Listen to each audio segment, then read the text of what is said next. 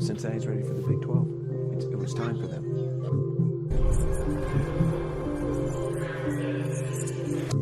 I am fired up. It's a blessing to be able to be in this league with y'all, putting on for UC. Cincinnati, a basketball school. And there he goes. Touchdown! Bearcats! Raquama again. Another slam inside. Ladies and gentlemen, welcome back to GoBeercats podcast. I'm Darren. He's Brandon. And below us, we have Eric joining us, or a.k.a. actually, we're GoBeercats, a.k.a. Eric, Bearcat Bunch. So, welcome him.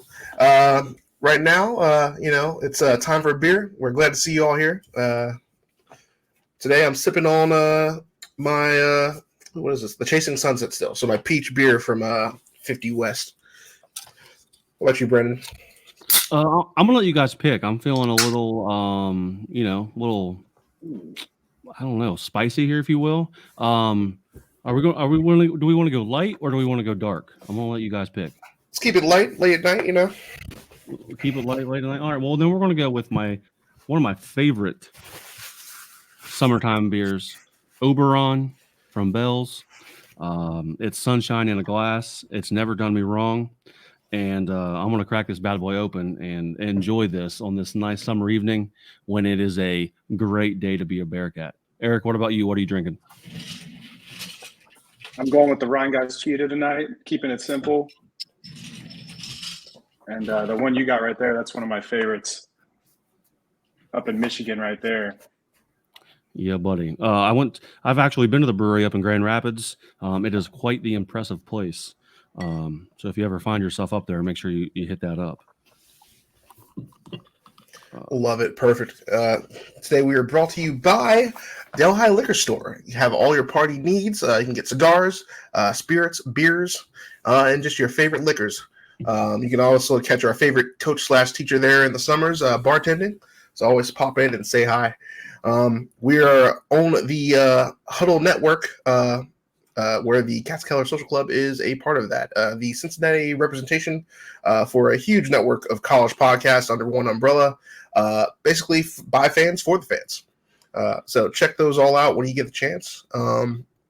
As we said before, we got Eric here, otherwise known as Bearcat Bunch. Welcome to the family. Thanks, guys. Having a blast so far. We like to consider you our statistician, I guess, our numbers crunching guy. Just give us a little bit of, how you got into running that account and I guess why you do it. Yeah, so I always kind of just had my own scholarship sheet on Excel just to refer to, just because you always wonder, like sometimes like, what's the plan here? So I always kept track so I could kind of see what the staff was doing. I used to do it back when Mick was here too. I think I saw it originally on like an Oklahoma board for football, and I was like, "Oh, that's a good idea. Let me try to do that." And then I did a football one too, and my wife kind of nudged me to just have some more fun with it rather than just keeping it for me and my friends. So, we got the Sluter bracketology on there now. He's a top 15 bracketologist in the world. And he's a diehard Bearcat. That's kind of cool to me. And then, every once in a while, I'll write a little opinion article and try to be like kind of a reference site just for people to, you're having a discussion with your boys and you want to real quick check and see what the situation is.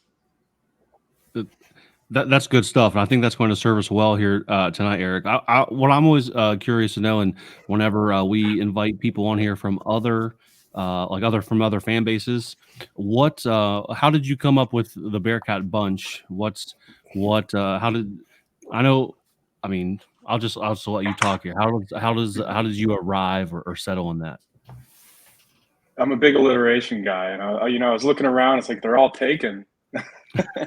And then I was like, one day I saw the Brady Bunch on my timeline, and I was like, let's do it. Like, that's kind of cool. I used the same font. Like, I uploaded the Brady Bunch font. It's kind of playful, but also cool. So we just went with it. And then I got a designer to draw those 4 pictures. It's kind of, if you ever see the Brady Bunch intro, it has 8 windows. Sure.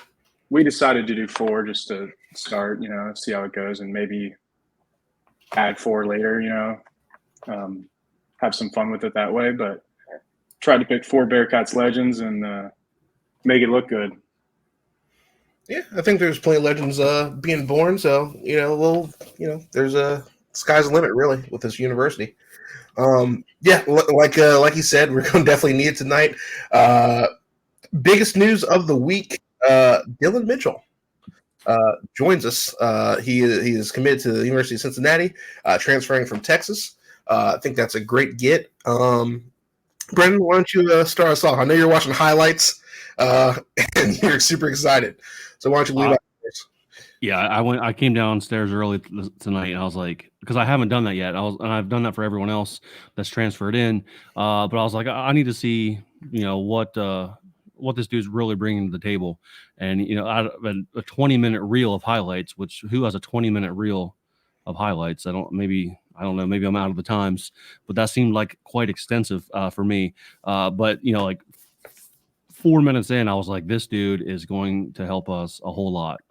A lefty, he's a rim runner, great at cutting. I know, this year we experimented with having Aziz and Reynolds out there at the same time, or Aziz and whoever, whether it be Vic and whatnot, and that didn't really work out for us. I think this is the type of guy that you can put out there with Aziz, and if you get Aziz at the high post or on the elbow or something, Mitchell is just going to make something happen with a back cut or something and get to the rim. So I'm really excited for what he brings to the table right now. Eric? Yeah. That covers a lot of it.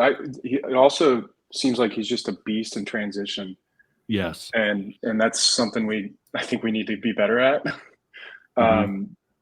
We have athletes, there's really no excuse to be as bad in transition as we were last year. And I think, another summer with the guys that are staying, plus adding guys like this, it's going to – I think Page was really good in transition too. So there's another and then also he's a good rebounder. His freshman year, he really rebounded.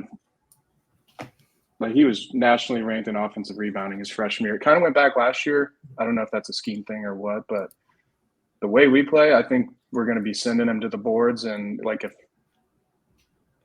I'm just kind of envisioning 40 minutes, maybe we get him and stagger him and Skilling so that we have 40 minutes of elite rebounding at the wing or on the floor, wherever they end up. And, we're going to shoot better next year, but also I think we could maybe take that even to the next level with offensive rebounding. I love that you bring up that rebounding combo, because I think if anything that Dan showed this year, it was his elite ability to go rebound on especially on offense. And if you add Mitchell, who's also right there with him, 40 minutes of that is there was definitely a fall off, I thought, when Dan came out of the game. You did not have that guy to go get the ball, even though we had guys on the roster that should have been able to do that. They did not do it at the clip that Dan did. To have Mitchell a seamless transition, that's a great combo for us this year. Fellas, looking across the board too, at the spread that we have with just minutes breakdown. Really, the game fitness looks like it's going to be solid. With the exception of some of our freshmen, really no one's fallen below 25 minutes a game. What you guys tested that? Yeah, we spread them out, don't we? I think CMOS played 30, but other than that, it was lots of 24s, 26s. It's looking like it's going to be a really balanced team. Like you guys just said, there's going to be a threat when you pull one guy off the floor, and we're looking to have Dillon Mitchell step into that potentially. Real quick, this this staff is cooking right now. Wes is shooting his shot, going after, whoever he wants. We got 7 top 100 players, which, if I understand correctly, that hasn't happened before for us, or at least it's been a while. What do you fellas think of that? Don't be shy now. I'm loving it. Yeah. Do you know for sure? Is this the first time that's happened? I couldn't remember a time where we had 7 top 100 guys on the roster. It's got to be. If I had to guess, since they started tracking it, it might be the first time. I mean, Mick had a couple pretty good years recruiting, but I don't think he had that. No, I don't think so either. Like 7, like that's a crazy number. As I'm trying to get back to, I mean, Mitchell, who was number 5 in 2022, being the highest recruit, and then Skillings at 83 being the lowest on the roster or of the 7 right now. So I think, just based on what you put together here, Eric, with the scholarship sheet, breaking it down by position here,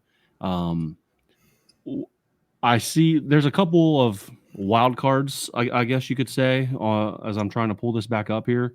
But like as the roster is constructed, this is the final one we got heading into the season.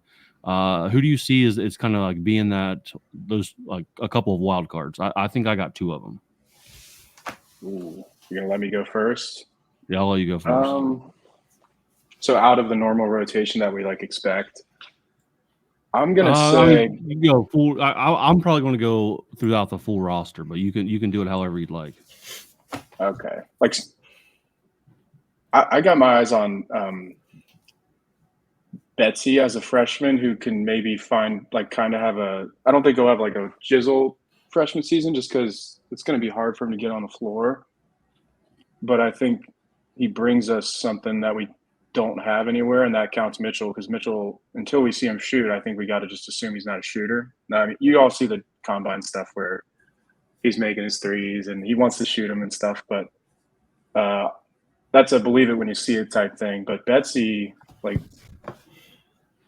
if he's shooting well and competent on defense, I think we could see him at the 4 some, maybe even at the 3. I'm not entirely sure.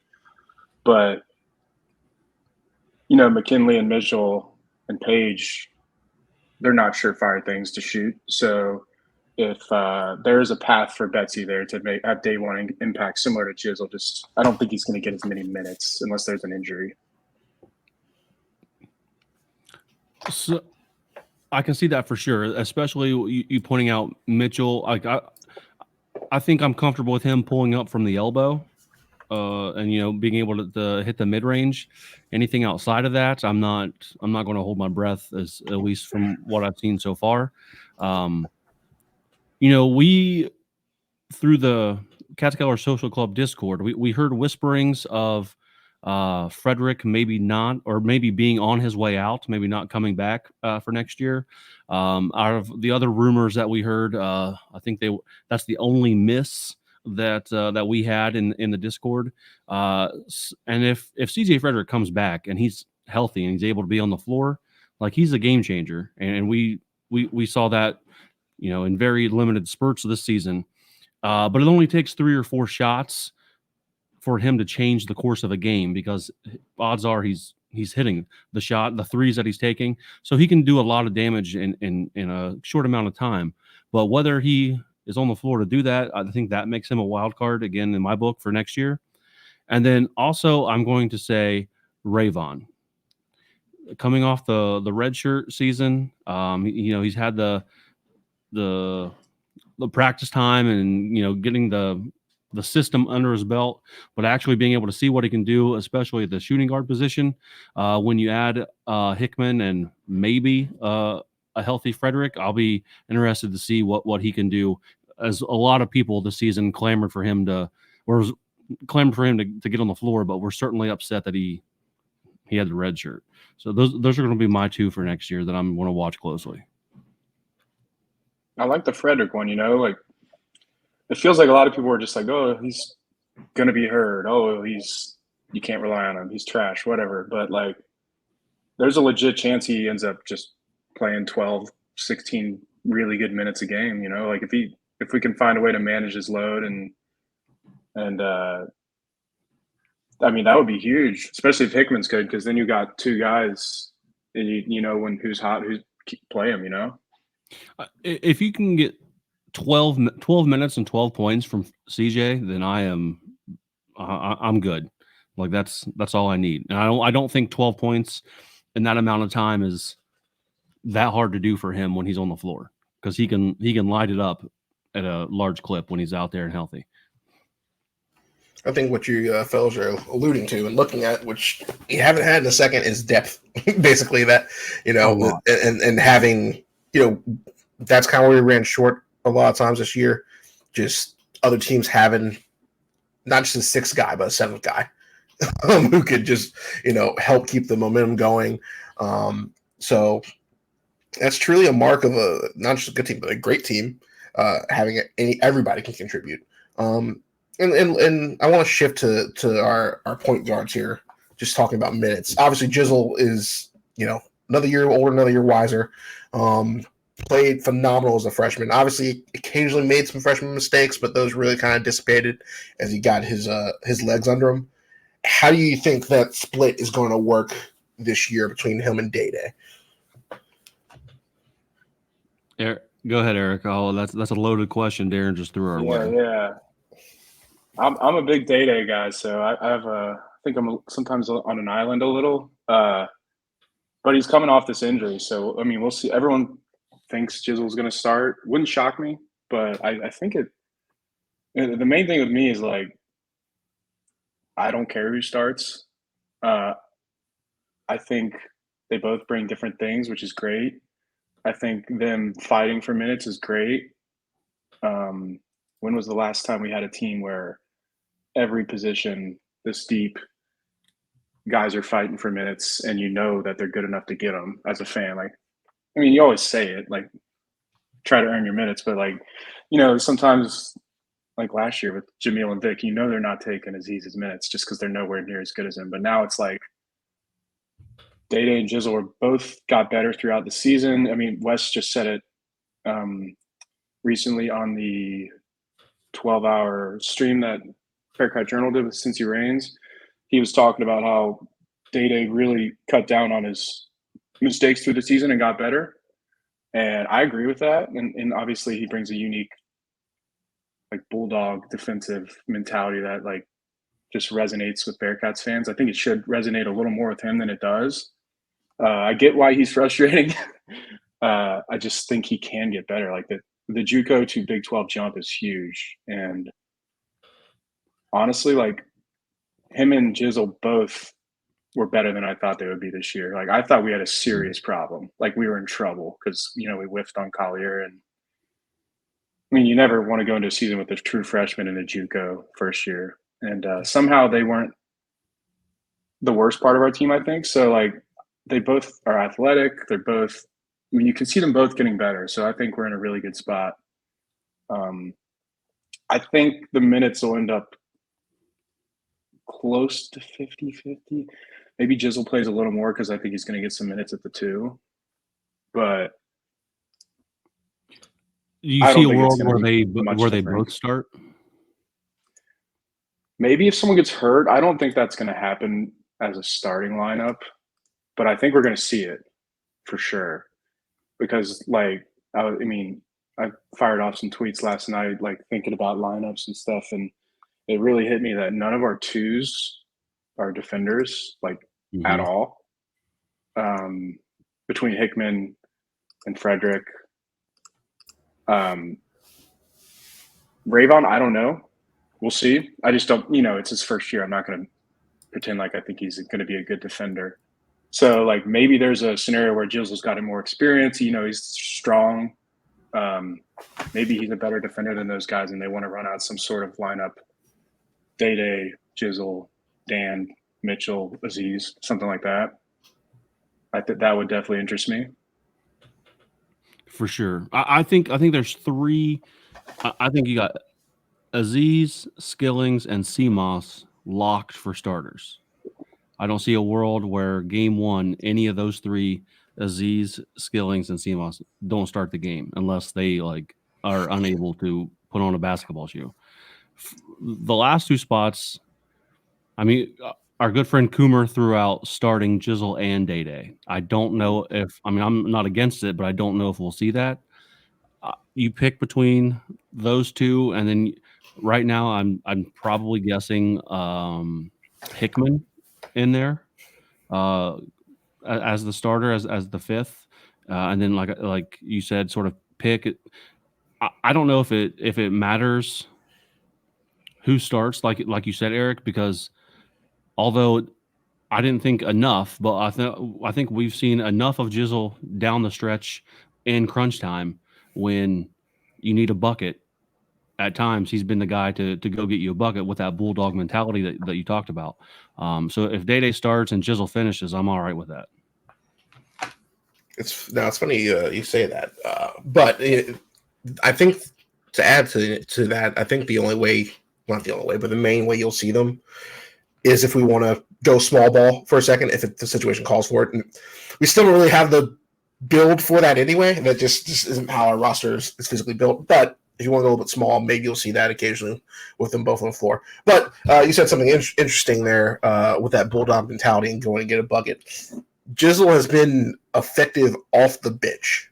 That was probably his biggest secret weapon last year, or at least our biggest secret weapon. Motor, game changer.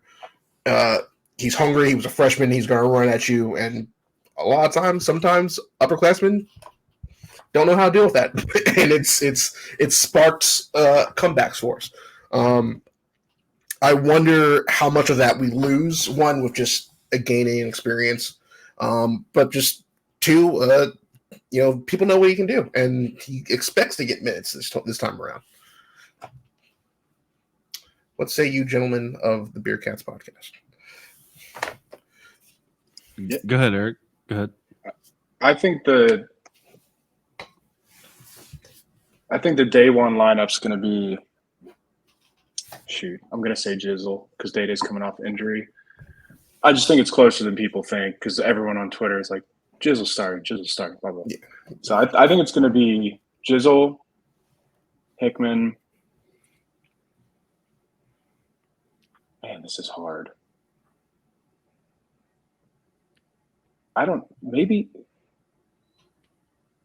Yeah, but I mean, so here's the thing. Wes talked about convincing Dan to be the sixth man last year and like how he spun it to him. And Dan, there's an interview. He had the interview when he threw the first pitch for the baseball game, like maybe a month or two ago after I think it was right when he said he was coming back. And Dan brought it up, talking about how it was pitched to him. Like, you're going to get the minutes. You're just not starting. And that talk's going to have to happen to somebody. In my head, Dan's past that. It's not going to be Dan that's getting the talk. But is it Dillon Mitchell? Can it be? I mean, he's a 5-star. It could be true. Dan. It could be Seamoss. Like, and I think it's an easy sell, really, as long as you I mean, you're not promising minutes, but these guys are going to play. They're going to be on a really good team. I think if it were up to me, my lineup would be Jizzle, Hickman, Seamoss, Skillings, Aziz. I want to try to stagger Mitchell and Skillings as much as possible, just to always have that like havoc. I mean, Aziz has, he tears up the boards too. I don't know enough about Page. He seems like he has good rebounding numbers, but like when Page is on the floor, I want Mitchell or Skillings next to him rebounding. Because we got last year. I can't tell you how many times we put in some dumb lineup, 8 minutes, 6 minutes left in the first half, and the other team makes a little run, and it's like, the guys that are on the court for that. But like, the main thing is that's not going to happen this year. I don't think. What if you move? Can Seamoss play the 2? What if you go? Wondering that. CMOS 2, Dan the 3, and then Mitchell Aziz. And then Hickman 6-man. Yeah, you got Hick. I mean, you're coming from Bradley, sir, and like that's fine and dandy, but yeah, Mitchell is a game changer. I think a 5-star coming from Texas. SEMA, the idea, I don't think this worked, and Eric, you can tell me if you disagree or not. But there was talks of CMOS helping out with the point guard duties. I don't think that worked well in the limited time that happened. I think Newman doing that worked out better for us, sort of filling in at times with that. But if you go Jizzle, CMOS, Dan, Mitchell, Aziz, and then you have Hickman and Reed. Reed's going to have to get minutes because theoretically he's been pitched to us as the next defensive John Newman lockdown defender. So somebody's got to play defense sometimes. Yeah, CMOS has had a bad turnover rate his entire career. I think it was the right choice to have him be that guy, because we had to. But he's not a very good lobber. And to me, if you're playing a 2 that's going to be more of a secondary ball handler, I think it'd be Hickman. We'll see. Maybe his size is an issue or anything, but I thought he was pretty impressive. And CMOS, freshman year, 22.8 turnover rate, sophomore 17.2, and then UC 19.5. So we're in that. Those are all high numbers, very high numbers. And maybe being a shooting guard with less responsibility is a good thing for him. I don't know. But also maybe another year with the same guys, maybe he figures it out. He's a good backup plan there, but I think Hickman might kind of step into that role. So I think we're still going to see a ton of CMOS, though. Yeah. I think Hickman does sort of have that reputation to be able to put the ball on the floor. And whether he can throw a lob is yet to be seen, obviously, here. But the times that Darren and I have looked at each other and trying to figure out why this team couldn't throw a lob, we had no answers. But it seems like we really struggled with that this year at times across the board. It was lobs and turnovers in general. I think the big question for CMOS is how hot was he hot, or was that him unlocking his game finally down the stretch when we got to tournament play and setting the pick for him and screen and having him shoot? Did that unlock the radar? Can he actually make that shot consistently, coming out cold to start the season? And as you said, less pressure. Maybe that does keep that going. Otherwise, you might be right. Hickman might get that secondary ball handler role. It's just a question that has to be answered. Too. It could be Jizzle. I mean, yeah, you're right. It could be Jizzle. Jizzle definitely developed that, like I said, great off the bench for that. Developed that reputation of just going to get the bucket wherever, however. Brandon's heard me say this a few times. You probably heard me say it in the Discord. He shoots the deepest 2 for no reason, and it's take another step back, man. You're adding points for us at that point. But it didn't work out. I don't know why. But yeah, he would shoot the smoothest and deepest 2 for some reason. So you're absolutely right. Eric, one thing I wanted to talk to you about outside of the roster and the recruiting that Miller has done, in that graphic that we just threw up there, that you put out on your Twitter at Bearcat Bunch. The only thing left to do for Coach Miller is to add an assistant coach after someone departed whose name I cannot. Barkley. Thank you. I could not remember that to save my life. Any sort of leads or rumors that you think would fill in that coach, who the former head coach? Where was he? Was the head coach at John Hopkins? Right? John Hopkins. Now he's at Loyola and Marymount. Yes, that's right. Now I remember. It's all coming back to me. So, any leads on a name to fill that position? No, I've wanted it to be Stanford head coach that got fired. Haas is his last name, Haase. He has some North Carolina ties. Wes knows who he is. Mm-hmm. But there's thousands of guys. A lot of people keep like saying Demar, but this is the fifth spot is like a non-recruiting role. Loeffler did not recruit. He was in X's and O's. He was, he was a head coach, and he wants to be a head coach, and he's an offensive guy. Mm-hmm. So I think this spot's going to be that. If Adams or Morgan or Dollar left, there's a spot for DeMar. But to me right now, it's going to be somebody who – you saw Loeffler on the sideline last year. Whenever Wes looked over, he was in his ear. Like, he was very much involved with in-game decisions and stuff like that. I don't know what it was, but I know he was the guy that was doing that stuff. So I think it's going to be someone of that mold. And maybe it's something different. There are a couple teams are hiring GMs now. Coaches who focus more on the off-the-court stuff. But we don't know exactly what Thielen does. So if Thielen steps into that, maybe there's a room for a GM or something like that. The new trend. Taking a page out of the football side of things, it sounds like. Yeah, maybe Zach Grant wants to work both jobs.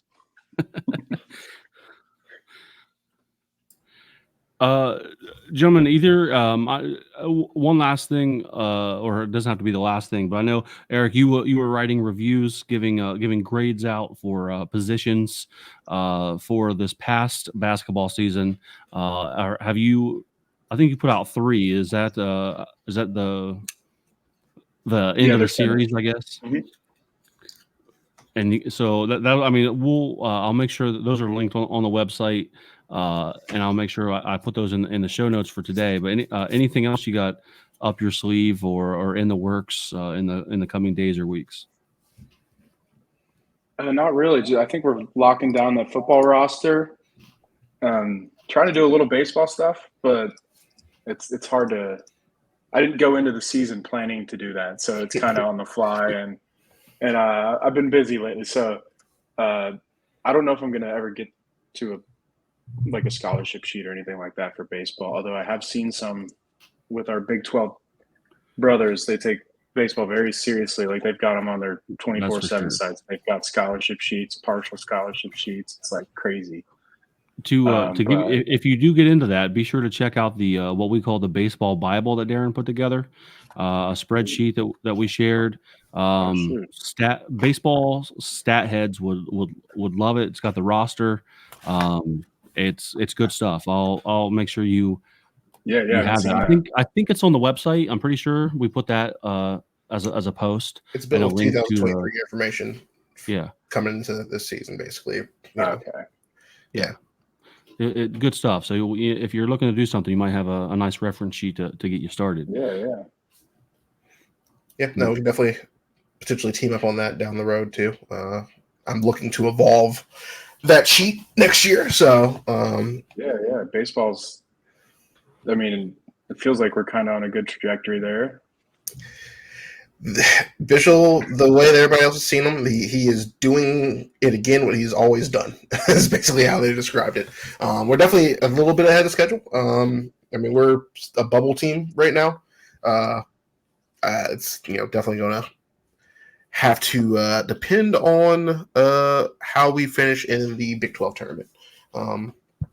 Actually, well, this is a good transition, actually. So, we played a series against Oklahoma to finish the season, the regular season. It was definitely the status of win and you're in is how they described it when the series went all 3, although a sweep would have been nice. That did not happen. We kind of got the doors blown off the first 2 games. It kind of seemed like it was going to repeat itself on the 3rd game.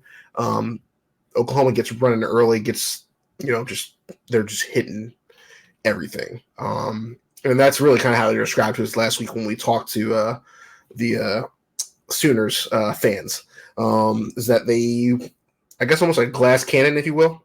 No defense really, but they hit really well.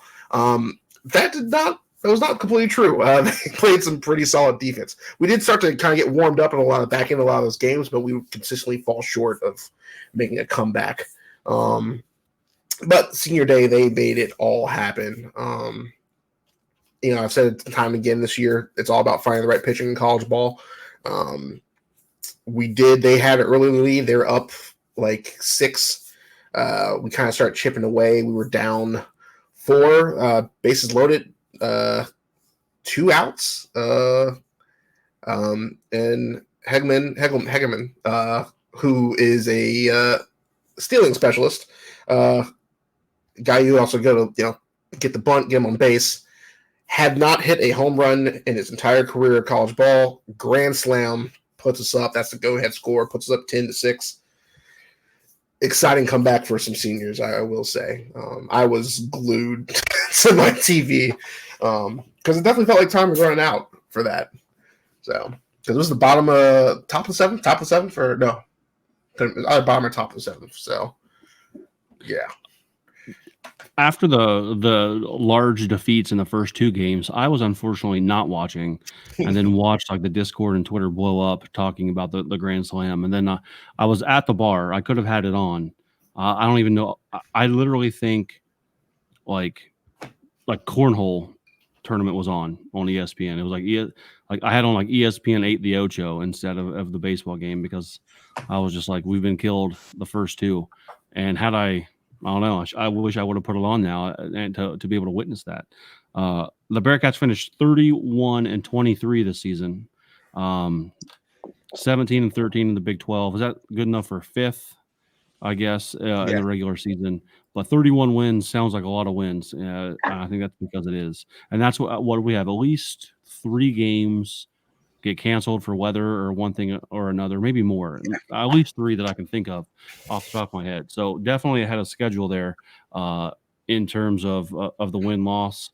And as I was telling you earlier, Darren, I saw that we still have the Big 12 tournament, which we'll talk about here in a second. But right now we are one of the first 4 teams out of the Big Dance, according to the D1 rankings. So we got some work to do in the tournament.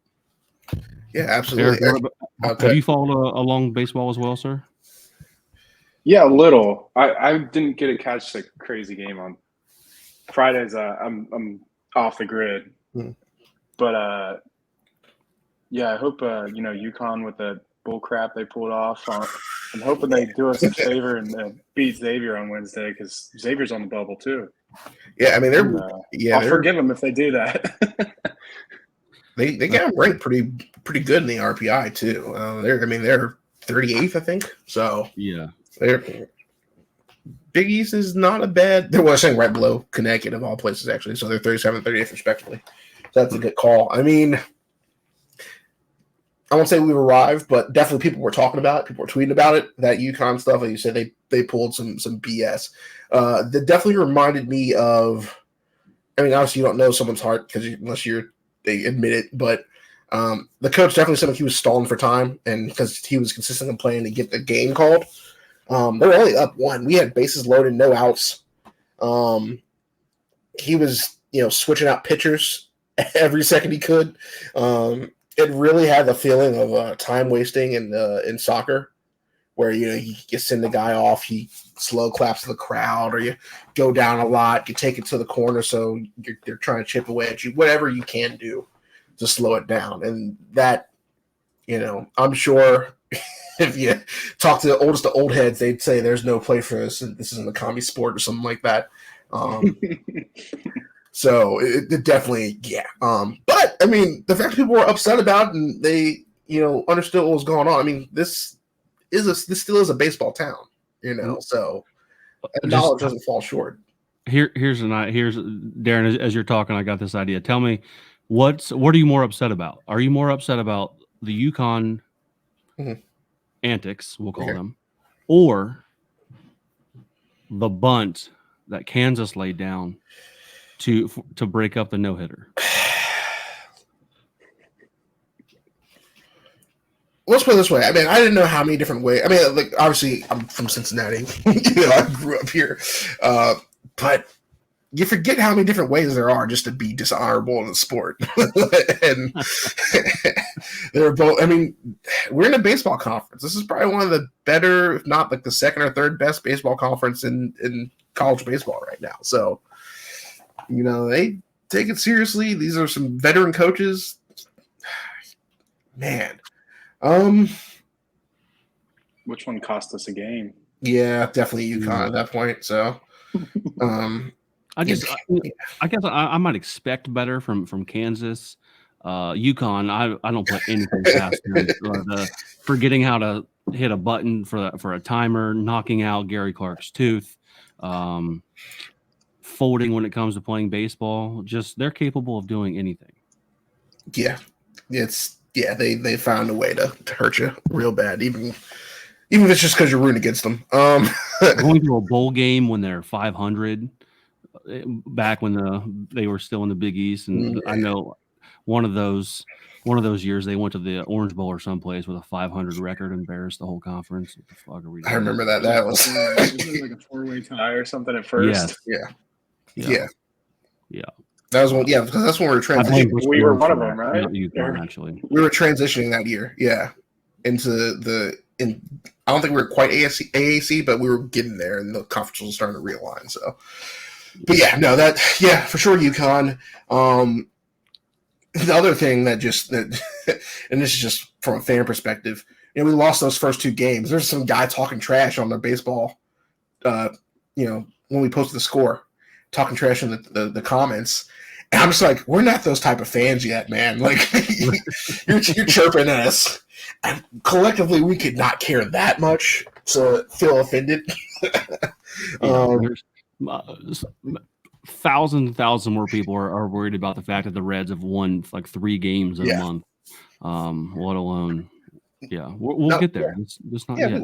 Not that I don't care about the program. I love the program. But collectively, he was not going to catch any me because I just don't fall for that Twitter beef. It's just not worth it.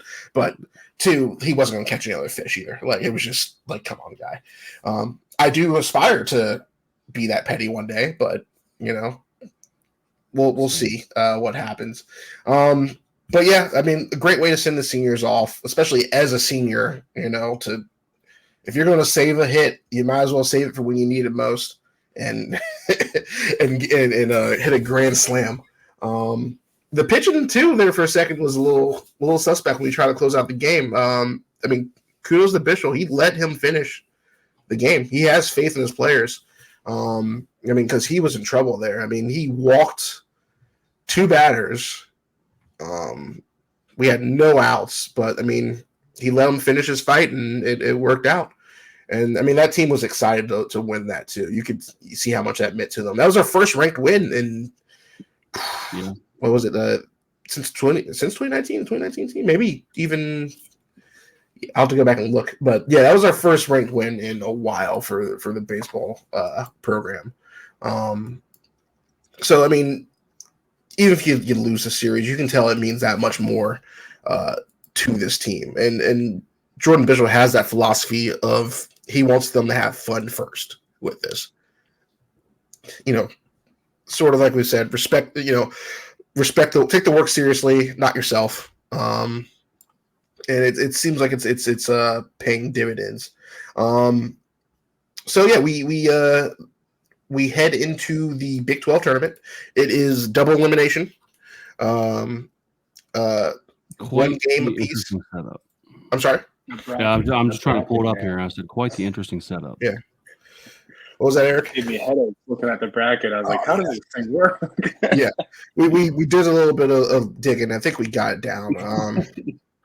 But I mean, it does pay to be a better team. And for example, Texas, they are the 3 seed, as you can see there.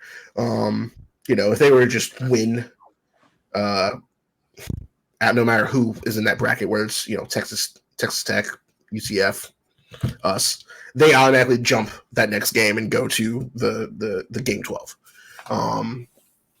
So you'd be hoping if you're UC, you'd be hoping that obviously you beat UCF, and then Texas loses, so you avoid Oklahoma State, who put a bit of a hurt on us earlier this year. Well, actually, yeah, we struggled against them a little bit. Number 2 team, but you hope that you can jump that. If not, if you lose, you get a second chance. So if I remember correctly, the AAC did also have, when we made it in 2019, did also do double elimination, but we just ran the table for that one. So it wasn't a bad time in any regards. But yeah, I think the hope would be to make some noise. So maybe you do want Oklahoma State, beat them, make it to game 12, and then maybe push into Friday as well. I think that gets you in. You have a good showing as long as you don't lose in the in a stupid way. But if you do make it into Friday, there are no second chances at that point. That's kind of it for you. Can I just point out? Yeah. Can I point out? I don't know if you can see the mouse move here, but as the teams that are the Big 12 teams, or let's say the Big 12 schools who have baseball teams, how does the team in Iowa, of all places, the home of the Field of Dreams, not have a baseball team? What is going on? I just realized that. I don't know how does that happen. Sorry, I have my ADD kicked in there or something. Did they not qualify? I think they might not invite everybody. I don't think they have a baseball team. No, they don't invite. They don't. Well, they should. No, they don't actually have a baseball team. You're right. What? That's crazy. Because I don't think we played. Actually, I don't think I saw them on the. No. The last baseball season they had was 2001. I'm not going to read this article to learn about it. But they really are elite in wrestling. I wonder if they decided to just go for that. I think they're really good at wrestling. The mat of dreams. Yeah. I mean, you have to pick and choose. I mean, we don't have a men's soccer program anymore, so there you go. I mean, true. Yeah. That's interesting. I don't know. I mean, just we're talking about before we got on here, Darren, about Iowa State fans just finding us in their mentions. Find us this time now too. Yeah. That's as soon as one of them falls into my mentions, that's the first thing I'm bringing up. How's the team in Iowa not have a baseball team? That's anyone listening or watching, feel free to shoot that at them as well. It'll be something tragic, and we're gonna feel foolish, Larry Cyclone's going to be in the mentions here in 30 minutes. Yeah, God. Good thing that if this was a live stream, they'd already blow it up. Yeah. I mean, no, it's my plan at some point is to start making some away days for baseball. I mean, we talked with the OU guys last week. They said Oklahoma State, as much as they hate it, is a good ballpark. I think they said BYU just because of the view. They mentioned one other one, I thought. TCU has a good facility. I mean, and these are some huge facilities. I mean, they're multi-billion-dollar baseball facilities. So, I mean, and I've mentioned before, my hope for the which I think it's just UC Baseball Stadium now, would be for us to, expand and get some kind of seating concourse, just kind of a deck of some kind maybe. And then build some coverage outside of the press box. I think we obviously have to win some more for that to be justified. But maybe you can steal a little bit of extra space from Shickley, or even if you want to take off some of the road between what's going to be left from the indoor practice facility. Who could say?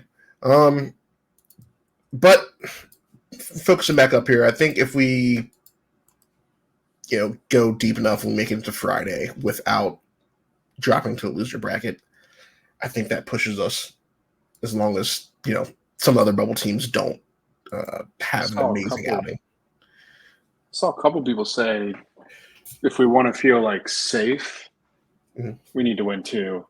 and it's not even fully safe. It's like we could still get screwed. Gotcha. Yeah. But before that, if we win one, we're playing with fire type thing. Like maybe not. Of course, we're playing UCF, so our future is in their hands. They were ranked at one point this year. They seem like they kind of imploded the back end of this year. I'm not sure exactly what happened because Florida. It's a baseball state. Year-round sun. Obviously you got hurricanes and stuff, but they love baseball down there. Maybe Pace and Threats got in the locker room and the culture got disrupted a little. I don't know. It's funny enough. Did you see their last game against Baylor? I think I posted the video. This guy just got clocked by the pitch. It almost looked intentional, honestly. And you could hear him. You could hear him. He started swearing all. Was it Baylor or UCF that threw the pitch? It was Baylor that threw the pitch. Okay, then he did do it on purpose. Yeah. Just the trajectory. He lost either he lost control of the ball because he just turned away instantly. He was like, I'm like, you're not going to check on the guy you just beamed at least. He might want to see you, but you're not going to be show some remorse. He just turned around like he did not care, because he beat the guy. It was obviously a straight walk because he beamed the crap out of him. But it was straight to the dome, right into his face actually too. I don't even think he hit the helmet. So it was bad. He was cleared to go back into the game. Fortunately, some Baylor fan was heckling him because he was swearing. He was like, throw him out. I'm like, well, he's a guy that got the pitch. He's the wrong one. If you're going to throw someone out, it's probably going to investigate the pitcher there. So, all in all, ran aside. I'm looking forward to growing into this conference. It seems like a good conference to be in. Flyover state, as they call it. So maybe there's not a lot to do in some cities, but good facilities at least to take a look at, and good mountains and soda bars if you're going to BYU. So, hell yeah. I don't know if you real quick. I don't know if you saw earlier today. I posted a little cheat sheet for the bubble, the baseball bubble, who we're rooting for and stuff. Mm-hmm. Me and my buddy kind of dove into the Baseball America bubble, and that they posted a couple days ago, and then we looked at the results of games since then. Mm-hmm. And I put together a rooting guide. Obviously, we need to win, but there is 6 hours ago, I did 2 tweets there with, I don't watch all the games and all that, but put together a little guide for people that want to just maybe tune in the next couple of days. If you have an office job or you're watching the games. No, we'll do this. Yeah, we'll definitely share this out. I've found that out. You mentioned putting it on the TV at the bar. It's a great little office, sport to pick up. Honestly, basketball slows down. There's nothing but pros left at that point. Get a little hot and heavy midday because you're watching your pitchers screw up. But no, it's a nice little watch during the day. College baseball is just sporadic too. You have, sometimes you have 11 a.m. pitches because they just kind of fit them in where they can. So it's definitely a good sport to kind of casually watch. Most of the games are on ESPN Plus, so it's great to watch there. So yeah, definitely share out that rooting guide from the main account as well. For sure. Yeah. And the Cats Killer account as well. I found that on there very easy to find. So we'll definitely get that out there so we know who to root for all throughout this week, I would guess.